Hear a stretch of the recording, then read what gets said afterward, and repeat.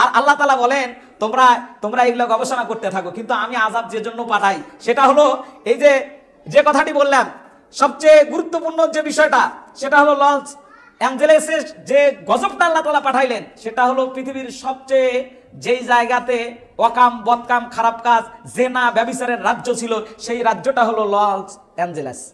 এই জায়গাটা হচ্ছে হলিউড বলেন টলিউড বলেন পৃথিবীর যতগুলো এই যে নেকের যে সমস্ত ছবির সাপ্লাই গুলো দিয়ে আমাদের যুবকদের চরিত্র ধ্বংস করা হচ্ছে সবগুলোর জায়গা হলো এই জায়গাটা। আল্লাহ রাব্বুল আলামিন সেই জায়গায় হাত দিয়েছেন। কোথায় দিয়েছেন? যে তোমরা আমার মুমিনদের চরিত্র মানুষদের চরিত্রকে এরকম করবা আর আমি আল্লাহ রাব্বুল আলামিন তোমাদেরকে ছেড়ে দেব?